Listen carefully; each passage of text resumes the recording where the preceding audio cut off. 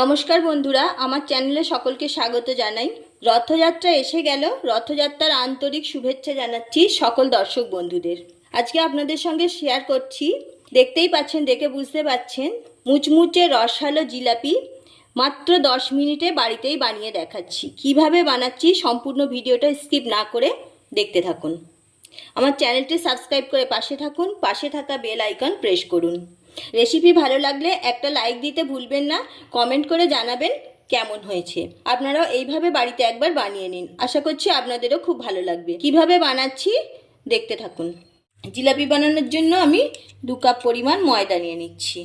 1 cup নিয়েছি চালের গুঁড়ি, দিয়ে দিচ্ছি সামান্য নুন, বেকিং পাউডার, সামান্য বেকিং সোডা, 1 চামচ ঘি দিয়ে দিচ্ছি। সবগুলো উপকরণ ভালোভাবে মিশিয়ে নিচ্ছি। খুব ভালোভাবে মিশিয়ে নিয়েছি, দেখুন মেশানো হয়ে গেছে। এবার অল্প অল্প জল দিয়ে দিয়ে জিলাপির জন্য ব্যাটারটা তৈরি করে নেব। একবারে বেশি জল দেব না। খুব ভালোভাবে ব্যাটারটা ফেটিয়ে নিচ্ছি। হাতের সাহায্যেই ফেটাচ্ছি। হাতের সাহায্যে ব্যাটারটা ফেটালে বেশি ভালো হবে জিলাপির জন্য। এইভাবে আমি ফেটিয়ে নিচ্ছি। ব্যাটারটা খুব ভালোভাবে ফেটানো হয়ে গেছে। এবার একটা ঢাকনা দিয়ে রেস্টে রেখে দিচ্ছি, ততক্ষণে চিনির শিরাটা বানিয়ে নিচ্ছি। গ্যাস অন করে একটা কড়াই বসিয়ে দিয়েছি, দিয়ে দিচ্ছি 1 বাটি চিনি। 1 বাটি চিনির জন্য 1 বাটি থেকে একটু কম আর হাফ বাটির থেকে একটু বেশি পরিমাণে জল দিয়ে দিচ্ছি। জিলাপির জন্য আগে চিনির শিরাটা তৈরি করে নিচ্ছি। এলাচ ফাটিয়ে নিয়েছি, দিয়ে দিচ্ছি।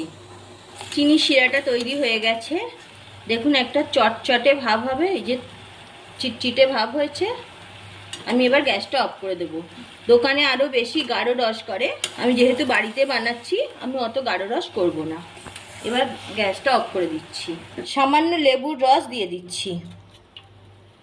লেবুর রসটা দিলে চিনির রসটা জমাট বেঁধে যাবে না, আর জিলাপির মধ্যে একটু টকটক ভাব আসবে, খেতে ভালো লাগবে। ব্যাটারটা দেখুন ঠিক এই রকম হয়েছে। আমি আরও একটু ফেটিয়ে নিচ্ছি। এবার একটা গ্লাস নিয়েছি, গ্লাসের মধ্যে একটা দুধের প্যাকেট নিয়ে নিয়েছি। দুধের প্যাকেটের মধ্যে ব্যাটারটা দিয়ে দেব।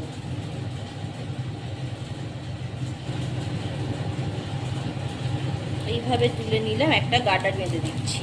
গ্যাস অন করে একটা কড়াই বসিয়ে দিয়েছি। কড়াইয়ে সাদা তেল দিয়ে দিয়েছি। তেলটা খুব ভালোভাবে গরম করে নিতে হবে। জিলিপি ভাজার জন্য তেলটা খুব বেশি গরম দরকার। এই কোনাটা ছোট্ট করে একটু কেটে দেব। তেল গরম হয়ে গেছে, এবার জিলাপিগুলো ভেজে নিচ্ছি।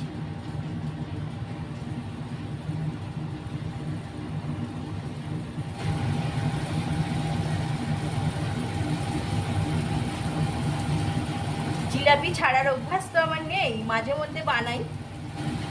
খুব ভালো দিতে পারছি না, দোকানের মতো অত সুন্দর প্যাঁচটা আমি দিতে পারছি না। আপনারা হয়তো আমার থেকে ভালোভাবে দিতে পারবেন। এইভাবে সবগুলো ভেজে নিচ্ছি। দেখুন জিলাপিগুলো সুন্দরভাবে ফুলছে। সবগুলো উল্টে দিয়েছি, লাল লাল করে ভেজে নেব। জিলাপিগুলো ভাজা হয়ে গেছে, আমি তুলে নিচ্ছি। চিনি শিরার মধ্যে দিয়ে দিচ্ছি। চিনি শিরার মধ্যে বেশিক্ষণ রাখবো না, একবার উল্টে পাল্টে 2-4 মিনিট রেখে তুলে নেব। এইভাবে আবারও ভেজে নিচ্ছি। আমি চেষ্টা করছি ভালো করে বানানো।